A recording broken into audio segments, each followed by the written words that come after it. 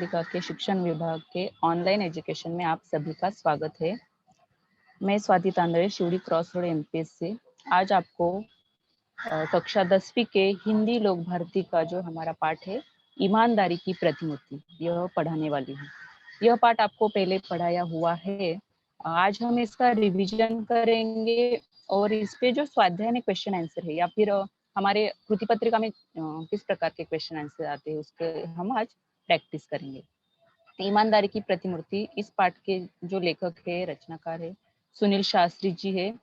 उनके बारे में थोड़ी सी इंफॉर्मेशन हम देखेंगे। सुनील शास्त्री जी का जन्म 1950 में हुआ है और सुनील शास्त्री जी भारत के द्वितीय प्रधानमंत्री लाल बहादुर शास्त्री जी के पुत्र हैं।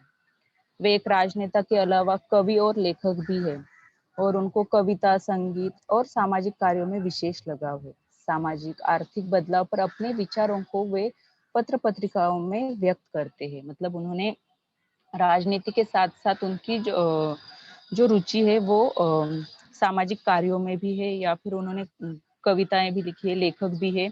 और इस प्रकार आज का जो पाठ है, आज का जो गद्य है, ये स्वर्गीय लाल बहादुर शास्त्री जी जो हमारे देश के द्वितीय प्रधानमंत्री रह चुके हैं और स्वतंत्रता सेनानी भी है कि उन्होंने हमारे देश के लिए बहुत बड़े कार्य किए हैं, उनके बारे में है।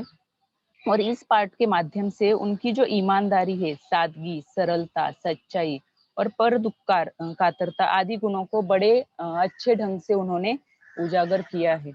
तो इस प्रकार उन्होंने समाज के लिए तो कार्य किया है, लेकिन उनकी जो ईमानदारी है, ये जो उनके जो गुण है वो उन्होंने अपने घर में अपने बच्चों को भी यही सिखाया है और उनके बच्चों ने भी उनके ही जैसा कार्य करने का प्रयास किया है। और इस पाठ में जो प्रसंग बताए हैं उनसे हमें समझ में आता है कि कितनी सादगी, ईमानदारी उनमें है और देश सेवा या फिर देश के प्रति उनका जो लगाव है, उनकी मन की जो भावना है वो हमें इस पाठ में समझ में आती है।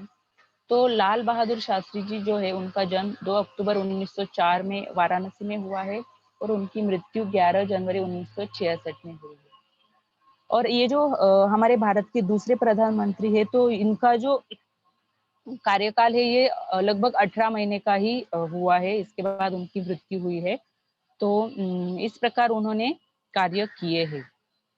तो अभी यहाँ पे उनके जो बेटे हैं सुनील शास्त्री जी, उन्होंने अपने पिताजी के बारे में, अपने बाबूजी के बारे में इस पाठ में हमें बताया है कि वो बताते हैं कि जब तक शास्त्री जी थे, बाबूजी थे, तब तक उन्हें कुछ अभाव, कोई कमी नहीं महसूस हुई है। लेकिन उनके न रहने के बाद, उनकी मृत्यु के बाद क्या हुआ है कि सुनील जी को बैंक में नौकरी करनी पड़ी है। लेकिन उससे पूर्व बाबूजी के रहते में जब जन्मा था तब वे उत्तर प्रदेश के पुलिस मंत्री थे। और लेखक बताते हैं कि जब उनका जन्म हुआ था तो लाल बहादुर शास्त्री जी पुलिस मंत्री थे। पुलिस मंत्री मतलब गृह मंत्री, उत्तर प्रदेश के वो गृह मंत्री थे। और इसलिए जो लेखक है वो हमेशा कल्पना किया करते थे कि हमारे पास ये छोटी गाड़ी नहीं, बड़ी आलीशान गाड़ी होनी चाहिए। उनको ऐसे लगता था कि मेरे पिताजी गृह मंत्री है तो हमारे पास बड़ी आलीशान गाड़ी होनी चाहिए, उसमें हमें घूमना चाहिए। इस प्रकार बच्चों के सपने रहते हैं, तो लेखक को भी वैसा लगता था। जब लाल बहादुर शास्त्री जी प्रधानमंत्री हुए तो वहां जो गाड़ी थी वह थी इम्पाला शेवरलेट, और प्रधानमंत्री होने के बाद उनको इम्पाला शेवरलेट यह गाड़ी मिली थी। उसे देख देख बड़ा जी करता था कि इसे चलाना चाहिए। मतलब इतनी आलीशान गाड़ी हमारे यहाँ है तो इसे चलाना चाहिए या इसमें बैठना चाहिए, इस प्रकार लेखक सोचते थे। और सोचते विचारते कल्पना की उड़ान भरते क्या हुआ, एक दिन ऐसा मौका मिला है कि उन्होंने धीरे धीरे हिम्मत करके उनके जो निजी सचिव थे सहाय साहब, उनको बोला कि सहाय साहब जरा ड्राइवर से कहिए इम्पाला लेकर रेजिडेंस की तरफ आ जाइए, कि वो गाड़ी को बुला के गाड़ी यहाँ पे नहीं चाहिए। तब 2 मिनट में गाड़ी आकर दरवाजे में खड़ी हो गई। और अनिल जी और सुनील जी, ये जो लाल बहादुर शास्त्री जी के दोनों बेटे हैं, तो वो दोनों बेटे अभी इस गाड़ी से घूमने के लिए बाहर जाना चाहते हैं। तो अनिल जी बोलते हैं कि मैं तो इसे नहीं चलाऊंगा, तुम ही चलाओ। तो सुनील जी बोलते हैं, ड्राइवर से चाबी लेते हैं और बोलते हैं तुम आराम करो, हम लोग जाकर वापस आ जाते हैं। और ऐसा बोल के उन्होंने वो गाड़ी लेके चले गए। उस गाड़ी में बैठ के, इतनी आलीशान अच्छी गाड़ी में बैठ के तो सुनील जी बहुत खुश हो गए। क्या शान की सवारी थी, और वो याद करते तो भी बहुत खुशी महसूस होती। वैसा वो बताते हैं कि और उन्हें आलीशान गाड़ी में घूमने का मौका मिला। इस बात से ही बहुत ज़्यादा खुशी हुई थी और जिसके यहाँ वो खाना खाने गए थे, वहाँ बातचीत में अपने दोस्तों के साथ बातों-बातों में बहुत समय हो गया, बहुत लेट हो गया, लेकिन उनके ध्यान में ही नहीं आया और वो देर हो गई उनको और तब याद आया कि अरे बाबूजी तो घर पे आए होंगे और हमारे बारे में पूछेंगे या फिर गाड़ी के बारे में पूछेंगे। तब वो वहाँ से निकल गए और वापस घर आ फाटक से पहले ही गाड़ी रोक दी। अभी घर तो आ गए हैं लेकिन गेट से अंदर फाटक से आएँगे, गेट की आवाज़ होगी या फिर वो जो वहाँ पे पहरेदार है वो बोलेगा। तो ये सब बातें होने के बाद क्या होगा बाबूजी जाग जाएँगे, उनको पता चलेगा कि ये गाड़ी हम लेके गए थे या फिर देर रात घर पे आए हैं। तो वो उन्होंने क्या किया कि गाड़ी रोक दी और उतर कर गेट से वो आए और संतरी को हिदायत दी। संतरी मतलब पहरेदार और हिदायत का अर्थ है आदेश। तो उन्होंने आदेश किया कि अभी हमें सैल्यूट-वैल्यूट मत मारना, हमें सलाम, नमस्कार कुछ भी मत करना, बस क्या करना है, धीरे से गेट खोल दो, जैसे कि आवाज़ ना होनी चाहिए और आवाज़ करे तो उसे बंद मत करो। क्योंकि बाबूजी का डर था और वो जो संतरी है, पहरेदार है, उसने भी वैसा ही काम किया है और लेखक को लगा कि गेट की आवाज़ हो जाएगी तो बाबूजी को पता चलेगा कि हम देर से घर आए हैं, वे बेकार में पूछताछ करेंगे और अभी रात का समय है, सुबह तक उनको भी कुछ याद नहीं रहेगा या फिर उस बात पे पानी पड़ चुका होगा, मतलब वो बात भूल गए होंगे। तो इस प्रकार बिना आवाज़ करते हुए ही हमें घर में जाना चाहिए और ऐसे ही लेखक और उनके भाई पीछे के किचन के दरवाजे से अंदर चले गए और जाते ही उनकी अम्मा मिली तो वो पूछते हैं कि बाबूजी आ गए? कुछ पूछा तो नहीं? तो अम्मा जी बोलती हाँ, आ गए, पूछा था मैंने बता दिया। अभी यहाँ पे लेखक को पता नहीं चलता कि अम्मा ने क्या बताया है, लेकिन बता दिया तो उनको लगा ठीक है अभी बापूजी को पता है। आगे कुछ कहने की हिम्मत भी नहीं पड़ी, यह जानने सुनने की कि बाबूजी ने क्या कहा, फिर हिदायत दी, सुबह किसी को कमरे में मत भेजिए और उन्होंने अपनी अम्मा से कहा है कि अभी हम देर से आए हैं तो सुबह क्या करो आप कमरे में किसी को मत भेजो मतलब हमें देर तक सोना है। लेकिन क्या हुआ सुबह 5:30 पौने 6 बजे किसी ने दरवाजा खटखटाया। अभी सुबह-सुबह दरवाजे पे दस्तक हो रही है इनके और उनकी नींद टूटी और नींद टूटने की वजह से क्या हुआ है लेखक ने बड़ी तेज आवाज में कहा कि देर रात को आया हूँ, सोना चाहता हूँ, सोने दो। रात को आने में देर हुई थी, मैं अभी थोड़ी देर सोना चाहता हूँ, मुझे सोने दो। क्योंकि लेखक को क्या लगा कि कोई नौकर चाय लेकर आया है, इनको जगा रहा है। उनको पता नहीं था दरवाजे के बाहर कौन है। लेकिन दरवाजे पर फिर दस्तक पड़ी। झुंझलाता जोर से बिगड़ने के मूड में दरवाजे की तरफ बड़बड़ाता हुआ। अभी गुस्से में लेखक आ गए हैं कि अरे इनको बताया कि मुझे सोना है, फिर भी दरवाजे पे दस्तक हो रही है। तो उन्होंने दरवाजा खोला और सामने देखा तो बाबूजी खड़े थे। और लेखक को अचानक से बाबूजी को सामने देख के कुछ भी नहीं सूझा, क्या करे या फिर क्या बोले उनसे। तो उन्होंने माफ़ी माँगी, बेध्यानी में बात कह गया हूँ। वे बोले कोई बात नहीं, आओ, आओ, हम लोग साथ-साथ चाय पीते और लेखक उनसे माफ़ी माँगते कि मैं ऐसी बात की मैंने बेध्यानी में मतलब मुझे ध्यान में नहीं था कि कौन दरवाज़ा खटखटा रहा है, गलती से हो गया और माफ़ी माँगते। तब उनके बाबूजी बोलते कोई बात नहीं, हम लोग साथ में चाय पीते हैं। तो लेखक ने कहा हम ठीक है और जल्दी-जल्दी हाथ-मुँह धो कर वो फ्रेश होके चाय पीने के लिए टेबल पर पहुँच गए। उन्हें सारी राम कहानी मालूम है पर उन्होंने कोई तर्क नहीं किया। यहाँ पे लेखक बताते हैं राम कहानी, यहाँ पे राम कहानी शब्द का अर्थ है घटना कि लेखक बोलते हैं उन्हें सारी घटना मालूम है लेकिन उन्होंने कोई तर्क नहीं किया, कुछ बात नहीं की, दलील नहीं की और ना कुछ जाहिर होने दिया। कुछ देर बाद चाय पीते-पीते बोले, "अम्मा ने कहा तुम लोग आ गए हो, पर तुम कहते हो रात बड़ी देर से आए, कहाँ चले गए थे?" अभी लेखक की अम्मा ने क्या कहा था कि वो लोग आ गए हैं, सो रहे हैं घर में, लेकिन वो लोग देर से आए थे और ये बात अम्मा ने नहीं बताई थी। अभी लेखक के मुँह से बाबूजी को ये बात समझ में आती, तो वो बोलते कि "आप कहाँ चले गए थे? इतनी देर रात से घर आए हो, तो कहाँ चले गए थे?" तब लेखक जवाब देते हैं, हाँ बाबूजी एक जगह खाने पर चले गए थे। हाँ, हम एक दोस्त के घर पे खाने के लिए चले गए थे और वहाँ से आने के लिए हमें थोड़ी देर हो गई। उन्होंने आगे प्रश्न किया, लेकिन खाने पर गए तो कैसे? जब मैं आया तो फिएट गाड़ी गेट पर खड़ी थी, गए कैसे? और उनके निजी इस्तेमाल के लिए जो फिएट गाड़ी वो इस्तेमाल करते थे, तो बाबूजी बोलते हैं कि खाने पे चले गए थे, आप बोल रहे हो देर से आए हो, लेकिन मैं जब घर पे आया हूँ तब हमारी जो फिएट गाड़ी वो गेट पे खड़ी थी, तो आप गए कैसे? तब लेखक कहते हैं, तो तब लेखक अभी बोलने लगे कि हम इम्पाला शेवरलेट गाड़ी लेकर गए थे। तब बापूजी बोलते, ओहो, तो आप लोगों की बड़ी गाड़ी चलाने का शौक शौक है। तो बाबूजी बोलते कि तो आपको तो हमारी जो सीधी सादी गाड़ी वो पसंद नहीं है, तो बड़ी गाड़ियां चलाने का शौक अभी आपको हो रहा है। मतलब वो जो इम्पाला शेवरलेट गाड़ी थी वो सरकारी काम के लिए लाल बहादुर शास्त्री जी इस्तेमाल करते थे, कि कोई भी निजी काम, पर्सनल कुछ काम रहेगा, उनको उनके घर के सदस्य को जाना रहेगा, तो वो उस गाड़ी का इस्तेमाल नहीं करते थे। क्यों? बाबूजी खुद इम्पाला का प्रयोग न के बराबर करते थे। न के बराबर मतलब खुद के निजी कार्य के लिए वो इस्तेमाल नहीं करते थे। सिर्फ किसी स्टेट गेस्ट के आने पर ही वो गाड़ी निकलती थी। मतलब उनके जो स्टेट गेस्ट है, ऑफिशियल काम जो है उससे रिलेटेड कोई रहेगा तभी उस गाड़ी को बाहर निकालते थे। सरकार ने हमें ये सुविधा दी है, तो ये सरकारी काम के लिए उसका इस्तेमाल होना चाहिए। इस विचार से वो वैसा करते थे। उनकी बात सुन मैंने अनिल भैया की तरफ देख आंख से इशारा किया। मैं समझ गया था कि यह इशारा इजाजत का है। अब हम उसका आए दिन प्रयोग कर सकेंगे। और लेखक को यहाँ पे ऐसे लगा कि बाबूजी को अभी पता चला कि इनको बड़ी गाड़ी चाहिए या फिर अच्छी गाड़ी में घूमना पसंद है, तो शायद वो बोलेंगे कि ठीक है, कभी कभी आप उस गाड़ी का इस्तेमाल कर सकते हो, ऐसी परमिशन मिल सकती है। ऐसे लेखक के मन में आया है।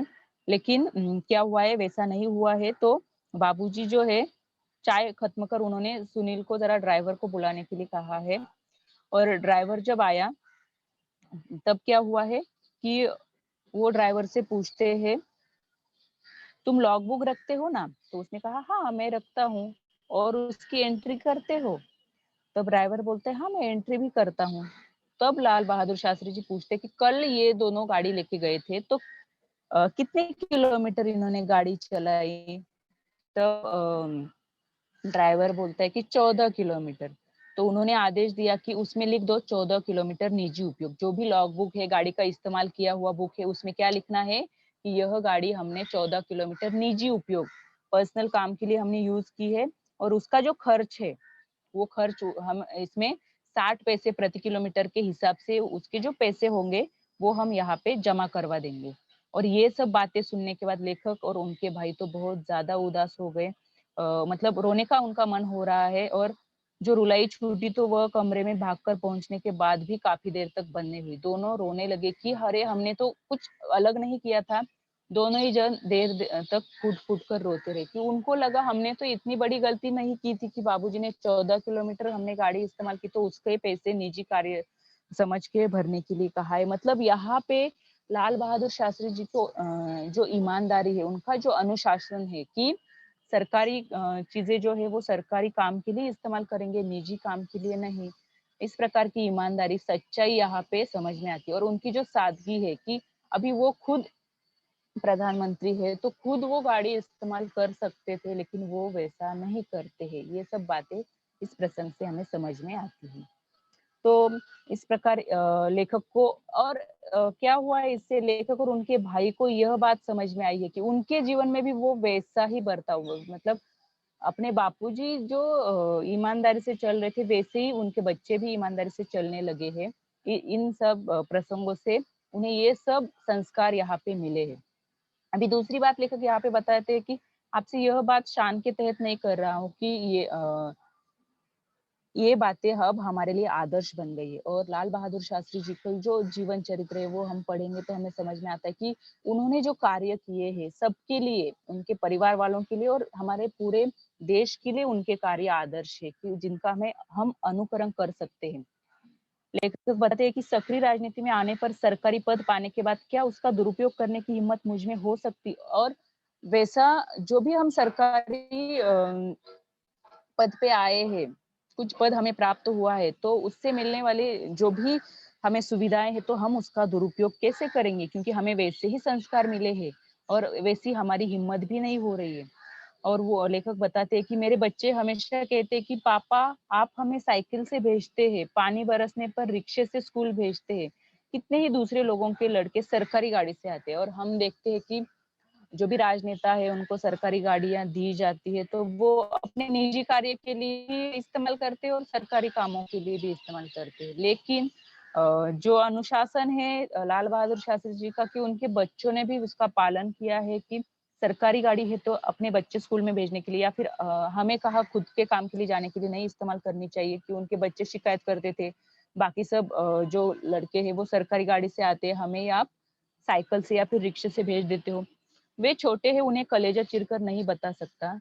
यहाँ पे कलेजा चीरकर बताना यह मुहावरा आया है कि गूढ़ रहस्य वाली बात समझाना। उन्हें छोटे बच्चों को ये सब बातें नहीं समझा सकती। इसके लिए लेखक क्या करते थे, समय होने पर कभी-कभी अपनी गाड़ी से उन्हें छोड़ देते थे।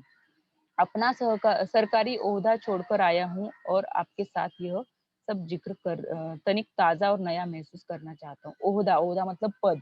जो सरकारी पद है वो सब छोड़ के आया हूँ और आपसे ये सब बातें बता रहा हूँ, इस प्रकार लेखक बताते हैं। और मतलब ऐसे संस्कार लेखक को मिले और उनके भी वर्तन में ये सब हमें दिखाई दे रहा है। तो लेखक बोलते हैं कि कुछ दिन हमें याद आते हैं कि बचपन में क्या होता था, बापूजी जो है वो क्या करते थे, बच्चों को घर में कुछ काम बताते थे और बच्चों को ऐसे लगता था कि मुझे काम दे दे रहे बापूजी, तो वो खुश होके वो काम करते थे। कि दोनों भाइयों में ऐसे होड़ लग जाती थी कि कौन अच्छे से काम करेगा, बाबूजी किसको शाबाशी देंगे, ये सब वहां पे हो जाता था। तो एक दिन क्या हुआ कि स्कूल से लौटकर जब लेखक आ रहे थे, तब बाबूजी ने उनको बुलाया और कहा कि तुमने सब कुछ तुम्हें क्या करना है सुनील, मेरी अलमारी काफी बेतरतीब हो रही है, उसे तुम ठीक कर दो और अपना कमरा भी ठीक कर देना। मतलब उनके जो कपड़े हैं वो ठीक से लगा के कमरा ठीक कर देने का काम उनको बताया है। और लेखक ने ये काम अच्छे से किया भी है। और करने के बाद दूसरे दिन जब लेखक स्कूल से आते तब बाबूजी उनसे पूछते हैं कि तुमने सब कुछ बहुत ठीक से काम कर दिया है, मैं बहुत खुश हूँ, लेकिन मेरे जो कुर्ते हैं वो कुर्ते तुमने कहाँ पे रखे? उस अलमारी में मेरे कुर्ते थे, वो कहाँ रखे? तब लेखक बोलते हैं कि वे कुर्ते भला कोई यहाँ से फट रहा था, कोई वहां से, वे सब मैंने अम्मा को दे दिए। लेखक बोलते कि वो इतने फटे हुए कुर्ते थे तो मैंने अम्मा को दे दिए, वो आप कैसे पहनोगे फटे हुए कुर्ते? मतलब ये एक प्रधानमंत्री थे या फिर एक बड़े पद पे काम करते थे, तो आपको अच्छे कपड़े पहनने चाहिए महंगे वाले। इस प्रकार सुनील जी बोल रहे कि वो फटे हुए आप कैसे पहनोगे, इसके लिए अम्मा को दिए हैं। तब शास्त्री जी पूछते हैं कि यह कौन सा महीना चल रहा है? मैंने जवाब दिया अक्टूबर का अंतिम सप्ताह। तब बाबूजी बोलते अब नवंबर आएगा, जाड़े के दिन होंगे, तब ये सब काम आएंगे, ऊपर से कोट पहन लूंगा ना। और कुर्ते जहाँ पे भी फटे हुए हैं, अब ठंड के दिन आएंगे तो क्या होगा, कुर्ते पे मैं कोट पहन लेता हूँ तो वो फटा हुआ कुर्ता नहीं दिखेगा और उसका मैं इस्तेमाल कर सकता हूँ। मतलब इस प्रकार इतनी सादगी उनके जीवन में है कि उनको ये लगता है ये जो खादी के कपड़े हैं ये बनाने में कितनी ज्यादा मेहनत रहती है उन लोगों की, और इतनी मेहनत से वो काम करते हैं और हमें उन कपड़ों का अच्छे से इस्तेमाल करना चाहिए, चाहे फटे भी होंगे फिर भी हम उनका इस्तेमाल कर सकते हैं। ऊपर से कोट पहनेंगे तो कुछ प्रॉब्लम नहीं है, वो नहीं दिखेगा। और यह सुन के लेखक तो देखते ही रह गए। क्या कह रहे हैं बाबूजी? वे कहते जा रहे थे ये सब खादी के कपड़े हैं, बड़ी मेहनत से बनाए हैं बीनने वालों ने। इसका एक एक सूत काम आना चाहिए। और ये जो खादी के कपड़े हैं एक एक सूत निकाल के कितनी मेहनत से वो लोग बनाते हैं, इसके लिए हम इस्तेमाल करते समय भी इसका एक एक सूत काम आना चाहिए। हमें ऐसे ही थोड़े फट गए कह के ऐसे ही फेंक नहीं देने चाहिए। यही नहीं, मुझे याद है मैंने बाबूजी के कपड़ों की तरफ ध्यान देना शुरू किया था। और इस बात के बाद लेखक अभी अपने बाबूजी के कपड़ों की तरफ ध्यान दे रहे थे। क्या पहनते हैं, किस किफायत से रहते हैं, मैंने देखा था। और लेखक बताते हैं बाबूजी किस प्रकार के कपड़े पहनते हैं। हम देखते हैं छोटे बच्चे जो है बड़ों का अनुकरण करते हैं। मतलब बड़े जिस प्रकार रहते हैं बातें करते वैसे ही छोटे बच्चे सीख जाते। वैसे ही हुआ है, लेखक उनका अनुकरण करते थे, देखते थे वो कैसे कपड़े पहनते हैं, क्या करते हैं, ये सब बातें। और लेखक बताते हैं कि एक बार क्या हुआ है कि बाबूजी ने अम्मा को फटा हुआ कुर्ता देते हुए कहा कि इनके रुमाल बना दो। फटा हुआ कुर्ता था लेकिन वो कपड़ा खादी का है, इतनी मेहनत से बनाया हुआ है, तो उन्होंने अम्मा को वो दिया और बोला कि इसके ये कट करके इसके रुमाल बना दो। बाबूजी का एक तरीका था जो अपने आप आकर्षित करता था। वे अगर सीधे से कहते सुनील तुम्हें खादी से प्यार करना चाहिए, तो शायद वह बात कभी भी मेरे मन में घर नहीं करती। पर बात कहने के साथ साथ उनके अपने व्यक्तित्व का आकर्षण था, जो अपने में सामने वाले को बांध देता था। वह स्वतः उन पर अपना सब कुछ निछावर करने पर उतारू हो जाता था। अभी यहाँ पे लेखक ने बहुत जरूरी बात बताई कि बापूजी कहते कि अरे खादी के कपड़े बनाने में कितनी मेहनत होती है, आप खादी से प्यार करो, वो कपड़े इस्तेमाल करो, इस प्रकार कहते। तो ये सब बातें समझ में नहीं आती, लेकिन उन्होंने जिस प्रकार उन खादी के कपड़ों का इस्तेमाल है या फिर ये सब जो बातें, उससे लेखक को भी खादी खादी के कपड़े सच में कितने मेहनत से बनाए जा रहे थे और हमें कैसे इस्तेमाल करना चाहिए, ये सब बातें उनके ही बिहेवियर से लेखक सीख गए हैं। मतलब धीरे धीरे ऐसे एक एक करके अच्छे अच्छे गुण लेखक में आ रहे हैं, अच्छे संस्कार हो रहे हैं। तो इसके बाद एक और प्रसंग यहाँ पे लेखक बताते हैं कि उनकी जो अम्मा है वो बताती है कि हम देखते हैं शादी में चढ़ावा मतलब वधू को दिए जाने वाले गहने। तो वधू को दिए जाने गहने में लेखक की अम्मा को सिर्फ 5 ग्राम सोने के गहने आए थे। लेकिन जब वो विदा होकर अपने ससुराल चली आई तो वहां पे उनका मुंह दिखाई का जो कार्यक्रम था, मुंह दिखाई मतलब नई नवेली दुल्हन को देखने के लिए सब रिश्तेदार आ जाते हैं और उसको गिफ्ट मतलब देते हैं, तो कुछ सोना उसको दिया जाता है। तो उस रस्म में उनको कुछ गहने मिले थे। सभी नाते रिश्ते वालों ने कुछ न कुछ दिया था। जिन दिनों हम लोग बहादुरगंज के मकान में आए, उन्हीं दिनों तुम्हारे बाबूजी के चाचा जी को कोई घाटा लगा था। और क्या हुआ कि वो उनकी शादी होने के बाद उनको जो भी 5 ग्राम सोना मिला था और जो भी मुंह दिखाई में जो भी गहने मिले थे, सब गहने वो सब लेके वो बहादुरगंज के मकान में आए। और उन्हीं दिनों क्या पता चला कि बाबूजी के जो चाचा है उनको घाटा लगा था, किसी तरह से बाकी का रुपया देने की जिम्मेदारी हम पर आ पड़ी और उनको पैसे की मदद करने के लिए अभी ये जिम्मेदारी बाबूजी पे मतलब शास्त्री जी पे आ पड़ी है। उनको अभी पैसे देने थे, लेकिन इनके पास भी उतने पैसे नहीं थे कि जमा करके पूरे दे देंगे। उसकी ठीक से जानकारी लेने की जरूरत हमने नहीं सोची और न ही इसके बारे में कभी पूछताछ की, और इसकी उन्होंने कभी पूछताछ भी नहीं की है। एक दिन अम्मा जी बताती है कि एक दिन तुम्हारे बाबूजी ने दुनिया की मुसीबतों और मनुष्य की मजबूरियों को समझाते हुए जब हमसे गहनों की मांग की, तो क्षण भर के लिए हमें कुछ वैसा लगा और गहना देने में तनिक हिचकिचाहट महसूस हुई। अभी इनको लगा कि अरे मेरे गहने हैं, मेरे मायके वालों ने दिए या फिर मेरे रिश्तेदारों ने दिए, तो कैसे इनको दे दे, क्योंकि कोई पूछेगा कि तुम्हारे पास गहने हैं कि नहीं, ये सब बातें हैं। तो लेखक की अम्मा जी ने भी उतनी समझदारी यहाँ पे दिखाई है कि टीका नथुनी बिछिया ये सब सुहागन को पहनने वाले जो गहने वो अपने पास रख दिए और बाकी सब जो है वो उन्होंने शास्त्री जी को दे दिया है। तो वो अपनी पीड़ा ना रोक सके, उनको भी यह लगा कि अरे मेरी पत्नी ने मेरे एक शब्द बोलने से ही सारे गहने दे दिए। तो वो पूछते हैं कि जब तुम मिर्जापुर जाओगी और लोग गहनों के संबंध में पूछेंगे तो तू क्या कहोगी, कि आपको लोग बोलेंगे कि शादी में तो गहने दिए थे लेकिन कहाँ है। तो अम्मा ने क्या उत्तर दिया है देखो, इसके लिए आप चिंता न करें, हमने बहाना सोच लिया है। हम कह देंगे कि गांधी जी के कहने के अनुसार हमने गहने पहनने छोड़ दिए। हम लोगों को कह देंगे कि जैसे महात्मा गांधी जी ने ऐसी महंगी वाली चीजें, ऐसे कपड़े, महंगे कपड़े पहनना सब छोड़ दिया है, वैसा ही हमने गहने पहनने छोड़ दिए हैं। इस पर कोई शंका भी नहीं करेगा। और यह उत्तर सुन के बापूजी तनिक देर तक चुप रहे और बोले कि तुम्हें यहाँ बहुत तकलीफ है, इसे मैं अच्छी तरह समझता हूँ। तुम्हारा विवाह बहुत अच्छे सुखी परिवार में हो सकता था, लेकिन अब जैसा है वैसा है। तुम्हें आराम देना तो दूर रहा, तुम्हारे बदन के सारे गहने भी मैंने उतरवा लिए। इस प्रकार उनको खेद हुआ है, लेकिन अम्मा बोली है कि पर जो असल गहना है वह तो है, हमें बस वही चाहिए। कि वो बोलती है ऐसे सोने चांदी के जेवरात पहन के कुछ फायदा नहीं, जो असल गहना है वो आप है, मेरे पति है, आप है, और वो गहना हमारे साथ रहेगा तो बाकी गहनों की क्यों चिंता करनी है।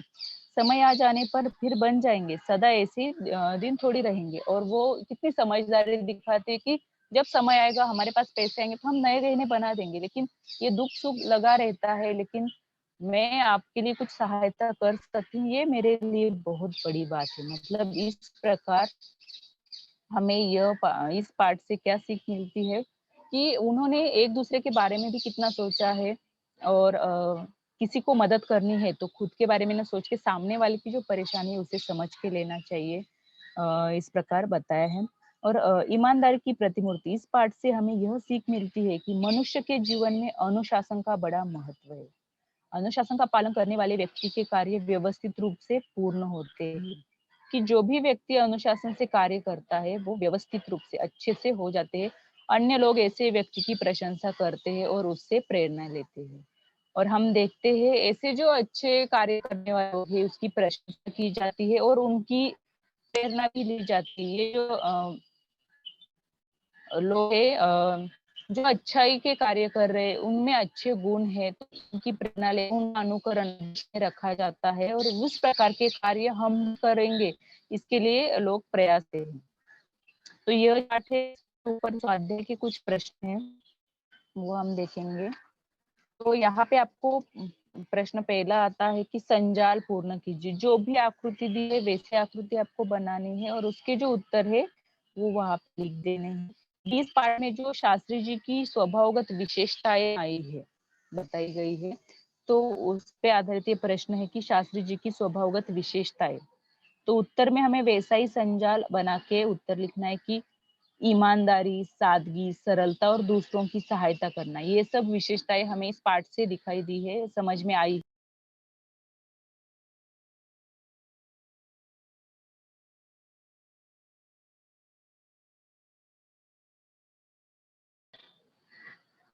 तो जो इसका हम वैसे संजाल में उत्तर लिखेंगे। हाँ, तो ऐसे हम पूर्ण करेंगे। ये प्रश्न जो ये 2 अंक के लिए आता है और ये इसके उत्तर हमें परिच्छेद में से देख के लिखने पड़ते हैं। या फिर दूसरा प्रश्न है परिणाम लिखिए। सुबह 5:30 पौने 6 बजे दरवाजा खटखटाने का। अभी यहाँ पे जो सेंटेंस दिया है इसका परिणाम लिखना है कि सुबह 5:30 पौने 6 बजे दरवाजा खटखटाने का परिणाम यह होता है। क्या परिणाम होता है यहाँ पे हमें बताया है लेसन में कि लेखक सुनील शास्त्री जी की नींद टूट जाती है और लेखक को लगता है कि कोई नौकर चाय लेकर आया होगा जगाने। इसलिए लेखक बड़ी तेज आवाज में कहते हैं, देर रात आया हूँ, सोना चाहता हूँ, सोने दो। दरवाजा खटखटाने की आवाज फिर से आ जाती है तो लेखक चिढ़कर जोर से बिगड़ने के मूड में बड़बड़ाते हुए ही दरवाजा खोलते हैं और तो सामने बाबूजी को खड़ा देख घबरा जाते हैं और माफी मांगते हैं। तो इस प्रकार जो भी वाक्य आपको दिया है उसका परिणाम कि दरवाजा खटखटाने का क्या परिणाम हो, उसके बाद क्या हुआ, वो सब बातें हमें यहाँ पे लिखनी है। दूसरा प्रश्न है 60 पैसे प्रति किलोमीटर के हिसाब से पैसे जमा करवाने का। अभी 60 पैसे प्रति किलोमीटर के हिसाब के पैसे जमा करने का क्या परिणाम था, तो यह परिणाम हुआ कि लेख सुनील शास्त्री और उनके भाई अनिल शास्त्री दोनों कमरे में जाकर फूट फूट कर रोते रहे। उन्हें यहाँ पे बहुत ज्यादा दुख हुआ है, इसके लिए फूट फूट कर रोना मतलब जोर जोर से रोना। कि 60 पैसे प्रति किलोमीटर के हिसाब से पैसा जमा करवाना चाहते थे शास्त्री जी। तब क्या हुआ, ये दोनों भाई अपने कमरे में जाकर फूट फूट कर रोते रहे क्योंकि उन्होंने उन्होंने अपने पिताजी के सरकारी पद का दुरुपयोग किया था। उनको अपनी गलती का एहसास हुआ यहाँ पे कि अपने पिताजी के सरकारी पद का दुरुपयोग किया था, जिसका एहसास उनके बाबूजी के बातों से हुआ। अब वे दोनों आए दिनों में सरकारी गाड़ी का दुरुपयोग नहीं करेंगे और इसका और एक अच्छा परिणाम हुआ कि इसके बाद वो सरकारी गाड़ी का ऐसा दुरुपयोग नहीं करेंगे। मतलब जो भी बात हुई है उससे उन्हें सीख भी मिली है कि सरकारी चीजों का हमें खुद के लिए या फिर इस्तेमाल नहीं करना चाहिए या फिर दुरुपयोग नहीं करना चाहिए। तीसरा प्रश्न है पाठ में प्रयुक्त गहनों के नाम। अभी लेखक की अम्मा जी के जो गहनों के नाम आए हैं वो गहनों के नाम हमें इस आकृति में लिखने हैं। तो इसमें आएगा उत्तर टीका, नथुनी, बिछिया, 5 ग्राम सोना। ये गहनों के नाम यहाँ पे आए हैं। तो ये जैसी भी आकृति दी है बना के वैसे आकृति बना के आपको लिखना है। अभी चौथा प्रश्न है वर्ण पहेली से विलोम शब्द की जोड़ियां ढूंढ कर लिखिए। यहाँ पे वर्ण पहेली दी है, देखो आप जैसे देख सकते हो और उसमें से क्या करना है आपको, विलोम शब्द दिए मतलब विरुद्धार्थी अपोजिट वर्ड्स दिए हैं यहाँ पे, उनकी जोड़ियां ढूंढ कर लिखनी है।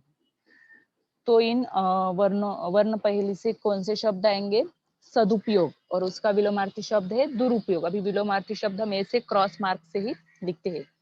प्रसन्न, अप्रसन्न, भला, बुरा, सुख, दुख। तो ये 4 विलोमार्थी शब्द आप यहाँ पे लिख सकते हैं।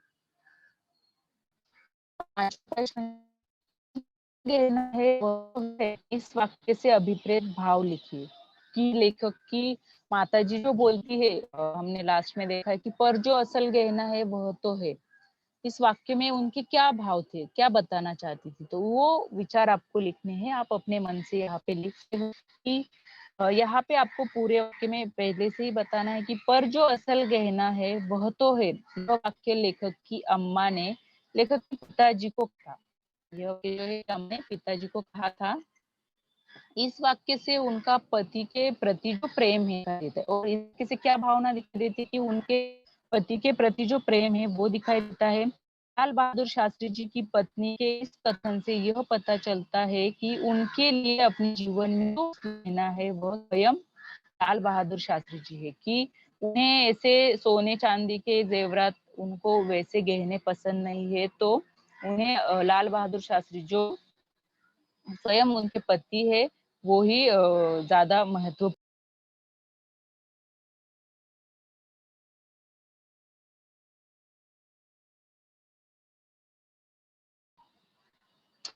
और यहाँ पे बताना चाहती, उनकी अम्मा बताना चाहती है कि उनके लिए जो सबसे महत्वपूर्ण है उनके पति है। पति के आगे सभी गहने बहुत छोटे होते हैं। शादी के बाद प्रत्येक स्त्री के लिए उसका पति सब कुछ होता है। अपने पति के खुशी में ही उसकी खुशी होती है।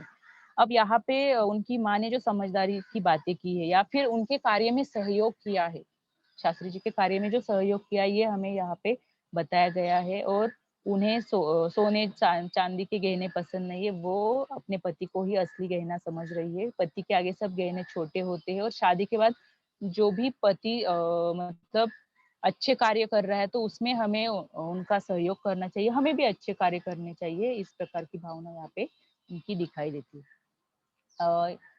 छठवां प्रश्न है, कुर्ते के प्रसंग से शास्त्री जी के इन गुणों स्वभाव का पता चलता है। अभी हमने जो देखा कि फटे हुए कुर्ते का जो प्रसंग यहाँ पे लेखक ने बताया, तो उससे कौन से गुणों का पता चलता है। उसमें पहला गुण है कि लाल बहादुर शास्त्री जी सरल और किफायती स्वभाव के थे। कि उनका स्वभाव कितना सरल और किफायती था।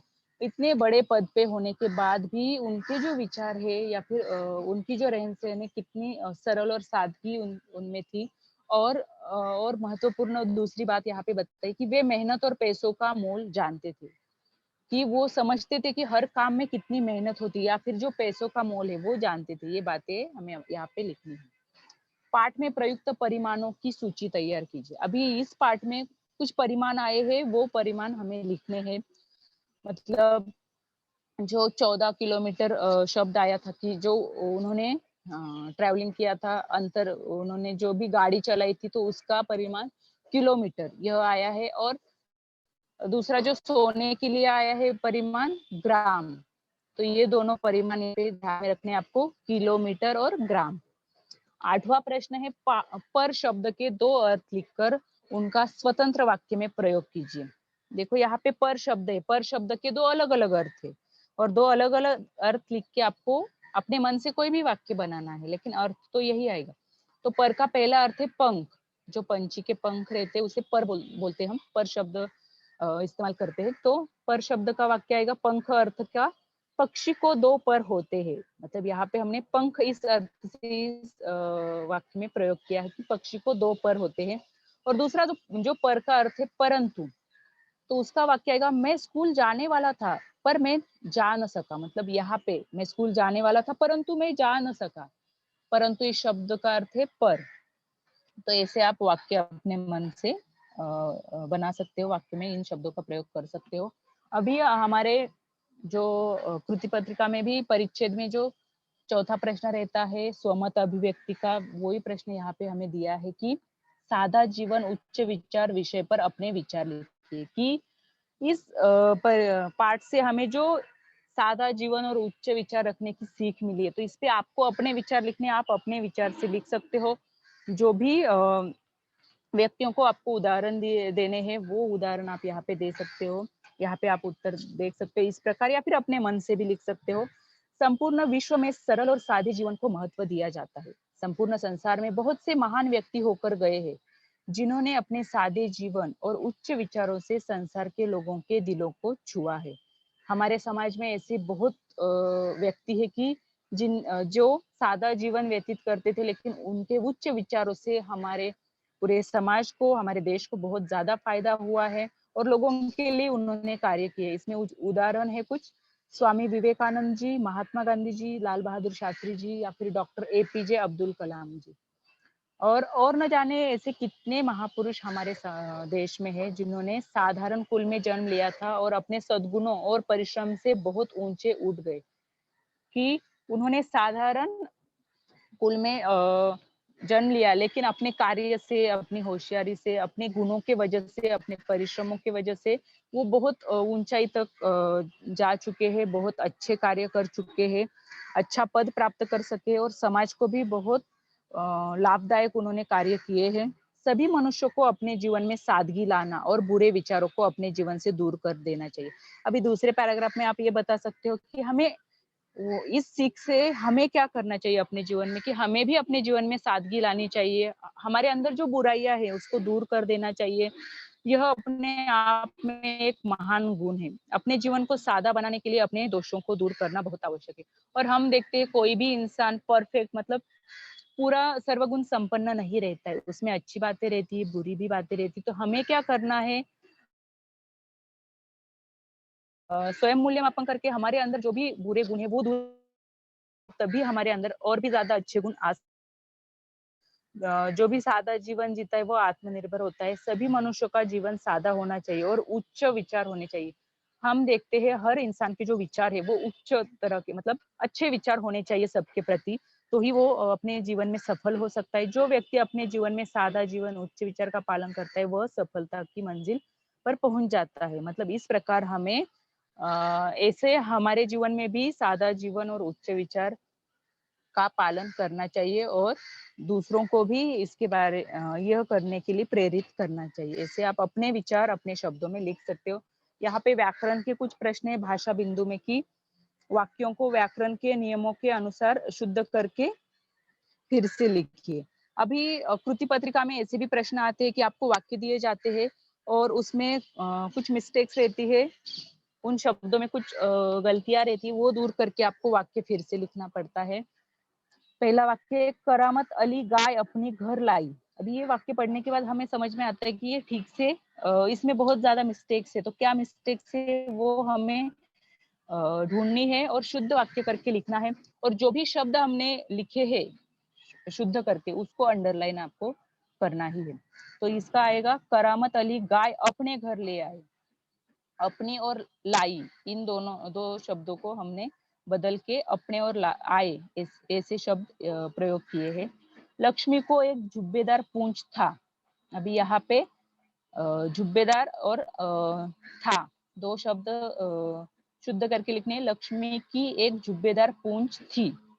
इस प्रकार हमें ये वाक्य व्याकरण के नियमों के अनुसार शुद्ध करके लिखने हैं। रंगीन फूल की माला बहुत सुंदर लग रही थी। तो अभी फूल की माला नहीं रहती, फूलों की माला रहती है, तो बहुत शब्द भी यहाँ पे गलत लिखा हुआ है। रंगीन फूलों की माला बहुत सुंदर लग रही थी। इस प्रकार हमें ये वाक्य लिखना है। गोवा के बीच पर घूमने में बड़ी मजा आई। अभी बड़ी तो हम इस्तेमाल नहीं करते, शब्द प्रयोग नहीं करते, तो गोवा के बीच पर घूमने में बड़ा मजा आया, ऐसा हमें ये उत्तर लिखना है। पांचवा वाक्य, करामत अली के आंखों में आंसू उतर आई। अभी आंसू आते आए ऐसा चाहिए, तो करामत अली की आंखों में आंसू उतर आए। इस प्रकार यह वाक्य हमें लिखना है। और भी कुछ वाक्य है, लड़का पिताजी और माँ बाजार को गई। तो लड़का पिताजी और माँ बाजार गए, ये ऐसा वाक्य लिखना है। मैं मेरे देश को प्रेम करता हूँ। तो ये वाक्य तो इसमें भी अशुद्ध शब्द है, तो वो हमें शुद्ध करके लिखने हैं। मैं अपने देश को प्यार करता हूँ। इस प्रकार हमें ये लिखना है। आचार्य अपने शिष्यों को मिलना चाहते थे। तो आचार्य अपने शिष्यों से मिलना चाहते थे। अपने और से शब्द यहाँ पे हमने प्रयोग किए हैं। घर में तख्ते के रखे जाने का आवाज आता है। तो तख्ते नहीं, तो घर में तख्ता रखे जाने की आवाज आती है। का शब्द हमने की में परिवर्तित किया है, और आता तो आती है, इस प्रकार हमें यह वाक्य लिखने हैं। इस पाठ में कुछ मुहावरे भी आए हैं, जैसे कि फूट फूट कर रोना। अभी आपको हिंदी के कृति पत्रिका में भी ऐसा प्रश्न आता है कि मुहावरों का अर्थ लिखकर वाक्य में प्रयोग कीजिए। फूट फूट कर रोना, आपको पहले उसका अर्थ लिखना है, जोर जोर से रोना, और उसका वाक्य बनाना है। वाक्य बनाते समय आपको वाक्य में मुहावरे का ही प्रयोग करना है, ना कि उसके अर्थ का। मतलब माँ की नाजुक हालत देखकर बेटा फूट फूट कर रोने लगा, यहाँ पे हमने मुहावरे का ही प्रयोग किया है। दूसरा मुहावरा है देखते रह जाना, उसका अर्थ है आश्चर्यचकित होना, और उसका वाक्य हम बना सकते हैं, प्लेटफॉर्म पर पहुंचते पहुंचते यात्री की गाड़ी छूट गई और वह देखता रह गया। तो यहाँ पे हमें देखता रह गया, यही मुहावरा प्रयोग करके वाक्य बनाना है। और भी दूसरा प्रश्न आता है मुहावरों पे आधारित कि हमें कुछ मुहावरे दिए जाते हैं और कुछ वाक्य दिए जाते हैं, क्या करना है, सिर्फ अधोरेखांकित वाक्यांशों के लिए उचित मुहावरों का चयन करके वाक्य फिर से लिखना है। उस वाक्य में उचित मुहावरे का प्रयोग करना है, क्योंकि उस वाक्य में मुहावरे का अर्थ दिया जाता है, तो हमें उस अर्थ के जगह पे मुहावरे का प्रयोग करना है और वाक्य फिर से लिखना है। रमेश के लिए तैरकर नदी पार कर लेना बहुत सरल है। अभी बहुत सरल है, ये तो अर्थ है, इसका मुहावरा हमें लिखना है। तो मुहावरा लिख के क्या वाक्य बन रहा है, रमेश के लिए तैरकर नदी पार कर लेना बाएं हाथ का खेल है, बहुत सरल है, मतलब बाएं हाथ का खेल है। तो मुहावरे का प्रयोग करके हम ये वाक्य ऐसे लिख सकते हैं। या फिर दूसरा वाक्य, राघव बहुत समझ बूझ कर बोलता है। समझ बूझ कर बोलना मतलब तौल कर बोलना, सोच समझ कर बोलता है। तो वाक्य ऐसे आएगा, राघव बहुत तौल कर बोलता है, मतलब सोच समझ कर बोलता है। मतलब हमें जो भी प्रश्न दिए उसमें, जो भी वाक्य दिए उसमें मुहावरे का प्रयोग करके वो वाक्य ठीक से लिखने का भी प्रश्न आता है। अभी हमारे जो प्रश्न पत्रिका है, कृति पत्रिका है, उसमें 8 अंक के लिए प्रश्न आता है कि निम्नलिखित परिच्छेद पढ़कर सूचनाओं के अनुसार कृतियां कीजिए। हमें हमारी जो टेक्स्ट बुक है उसमें से कुछ परिच्छेद दिए जाते हैं, और उन परिच्छेद के आधार पर प्रश्न दिए जाते हैं, और जो भी दी गई कृतियां हैं वो हमें लिखनी है। ये प्रश्न 8 अंक के लिए आता है। तो हमने यहाँ पे एक परिच्छेद लिया है हमारे पाठ का, और उस पे आधारित प्रश्न कैसे आते हैं वो हम देखेंगे। पहली जो कृति है, पहला जो प्रश्न है, उसमें पहली कृति में आकलन कृति का प्रश्न रहता है, संजाल पूर्ण कीजिए, आकृति पूर्ण कीजिए, या फिर यहाँ पे आप देख सकते हो कि आकृति पूर्ण कीजिए। 4 प्रश्न यहाँ दिए हैं आकृति पूर्ण करने के लिए, और उस बॉक्स में आपको उसके उत्तर लिखने हैं। यह प्रश्न 2 अंक के लिए आता है कि पिता के न रहने पर लेखक पर यह बीता, क्या करना पड़ा लेखक को, कि उन्हें बैंक में नौकरी करनी पड़ी। यह उत्तर यहाँ पे हमें लिखना है। दूसरा प्रश्न है, लेखक के जन्म के समय उनके पिता यह थे। अभी परिच्छेद में देखो, पहला ही परिच्छेद है, वहां पे बताया कि लेखक के जन्म के समय लेखक के पिता क्या थे, कि उत्तर प्रदेश के पुलिस मंत्री। तो हमें यहाँ पे वो उत्तर लिखना है। लेखक सदा यह कल्पना किया करते थे। उसी परिच्छेद में यह बताया गया है कि लेखक सदा यह कल्पना किया करते थे, क्या कल्पना करते थे, उनके पास बड़ी आलीशान गाड़ी होनी चाहिए, यह कल्पना लेखक किया करते थे। लेखक के पिता प्रधानमंत्री हुए तो वहां एक गाड़ी थी। और अभी यह प्रश्न है कि लेखक के पिता जब प्रधानमंत्री हुए तो वहां उनको कौन सी गाड़ी मिली थी, उस गाड़ी का नाम हमें यहाँ पे लिखना है, इम्पाला शेवरलेट, यह गाड़ी। इस प्रकार ये प्रश्न आप पूरा करोगे, इस कृति के लिए आपको 2 अंक दिए जाते हैं। या फिर दूसरा प्रश्न ऐसा भी आता है कि ऐसे 2 प्रश्न बनाइए जिनके उत्तर निम्नलिखित हो। आपको शब्द दिए जाते हैं, और ऐसे प्रश्न बनाने हैं कि उन प्रश्नों के उत्तर ये शब्द रहेंगे। मतलब यहाँ पे सहाय, साहब और अभाव, ये 2 शब्द दिए हैं, तो ऐसे प्रश्न बनाने हैं कि जिनका उत्तर क्या रहेगा, सहाय साहब रहेगा या फिर अभाव और अभाव। ऐसे 2 अलग अलग प्रश्न हमें बनाने हैं। तो सहाय साहब उत्तर आने के लिए हम क्या प्रश्न बना सकते हैं कि लेखक के पिता के निजी सचिव का नाम क्या था। अभी सहाय साहब ये उनके निजी सचिव का नाम है, तो इसके ऊपर ही हम प्रश्न बना रहे, लेखक के पिता के निजी सचिव का नाम क्या था। या फिर अभाव उत्तर चाहिए हमें, अभाव यह शब्द उत्तर होना चाहिए। तो ऐसा कौन सा प्रश्न हम बना सकते हैं, लेखक ने अपने पिता के रहते जीवन में क्या नहीं देखा। हमारे जो परिच्छेद है उसकी पहली ही लाइन है कि हमने अपने जीवन में बाबूजी के रहते अभाव नहीं देखा। तो अभाव शब्द पे हम ऐसा प्रश्न बना सकते हैं, लेखक ने अपने पिता के रहते जीवन में क्या नहीं देखा। ठीक है। उसके बाद जो दूसरी कृति है, कृति 2, आकलन कृति, संजाल पूर्ण कीजिए। लेखक द्वारा संतरी की हिदायत। तो यहाँ पे संजाल दिया है, जैसी भी आकृति दी है वैसे आकृति बनानी है और उसमें उत्तर लिखने हैं। तो उन्होंने क्या हिदायत मतलब क्या आदेश दिए थे उस संतरी को, पहरेदार को? सैल्यूट नहीं मारना, धीरे से गेट खोलना, दरवाजा आवाज करे तो उसे बंद नहीं करना, दरवाजा खुला छोड़ देना। ये चारों आदेश उन्होंने दिए थे।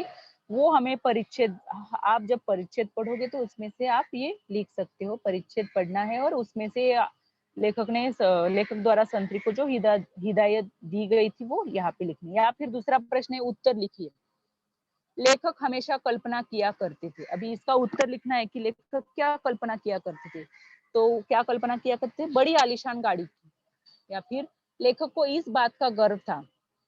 लेखक को कौन सी बात का गर्व था? कि वो प्रधानमंत्री के बेटे थे, प्रधानमंत्री का लड़का होने का गर्व लेखक को था। तीसरा प्रश्न है, लेखक ने संतरी को सैल्यूट मारने से रोका। क्यों रोका सैल्यूट मारने से? ताकि आवाज न हो और लेखक के पिता को उनके लौटने का अंदाज न हो। लेखक घर में यहाँ से घुसे और लेखक जब घर में जा रहे थे तो आगे के दरवाजे से नहीं तो पीछे के किचन के दरवाजे से घर में गए थे। तो ये सब उत्तर आपको जो भी प्रश्न पूछे उनके लिखने। तीसरी जो कृति है हमारे कृति पत्रिका की, वो शब्द संपदा पे आधारित रहती है। इसमें आपको समानार्थी शब्द, विलोमार्थ वाले शब्द या फिर लिंग पहचान कर लिखिए, वचन बदलिए, इस प्रकार के प्रश्न आते हैं। ये भी कृति 2 अंक के लिए आती है हमारे कृति पत्रिका में। निम्नलिखित शब्दों के लिंग पहचान कर लिखिए। यहाँ पे हमें 4 शब्द दिए, उनके लिंग पहचान कर लिखने हैं। पुलिस स्त्रीलिंग, बदन पुल्लिंग, संतरी पुल्लिंग, पानी पुल्लिंग। तो इस प्रकार आपको शब्द लिखना है और उसके आगे उसका लिंग लिखना है। आप उत्तर पत्रिका में लिखते हो तो ऐसे ही आपको लिखना है, शब्द लिख के डैश करके आगे उसका जो भी लिंग है वो लिखना है। दूसरा प्रश्न है, परिच्छेद में आए अंग्रेजी शब्द खोज कर लिखिए। हमारा ये जो परिच्छेद है यहाँ पे कुछ अंग्रेजी शब्द भी आए हैं, तो ये लिखने हैं। कौन से अंग्रेजी शब्द आए हैं? Order, residence, gate, salute. मतलब ये तो हिंदी के नहीं है, इंग्लिश के शब्द है। तो वो शब्द आपको यहाँ पे ढूंढ के लिखने हैं शब्द संपदा में। और हमारी जो चौथी कृति है, चौथी कृति स्वमत अभिव्यक्ति की कृति रहती है। यहाँ पे जो प्रश्न पूछा है कि बच्चों की कल्पनाएं और माता पिता का डर विषय पर अपने विचार लिखिए। कि यहाँ पे आप अपने मन से लिख सकते हो कि बच्चों की अलग अलग कल्पनाएं रहती है और उनको माता पिता का डर भी रहता है कि उनसे हम बात करेंगे तो हमें वो चिल्लाएंगे, डांटेंगे या फिर ये काम नहीं करेंगे।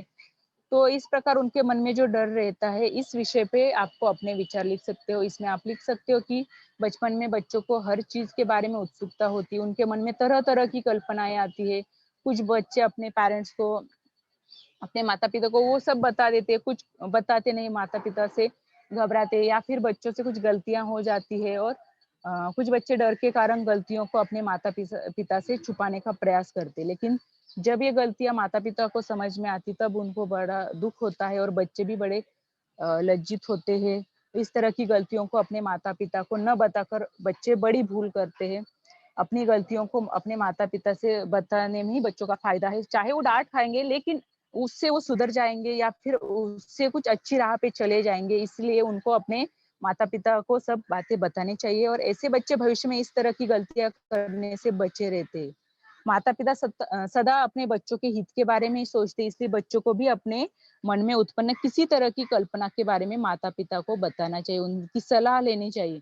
और चाहे माता पिता डांट रहे, गुस्सा कर रहे, तो भी बच्चों के अच्छे के लिए ये सब हो रहा है, ये सब बातें बच्चों को ध्यान में देनी चाहिए। इस प्रकार आप ये जो स्वमत अभिव्यक्ति का प्रश्न है उसके भी उत्तर अपने अपने विचार यहाँ पे लिख सकते हो। ये प्रश्न आपको लिखना ही है और ये बहुत इजी प्रश्न आते हैं तो आप अपने मन से लिख सकते हो। ठीक है, तो आप सभी को ये लेसन समझ में आया होगा और इसके क्वेश्चन आंसर भी हमने देखे, रिवीजन किया है। ये सब आपको अच्छे से पढ़ना है पूरा लेसन और क्वेश्चन आंसर भी याद कर लेने हैं। किसी को कुछ डाउट है? किसी को कुछ डाउट है तो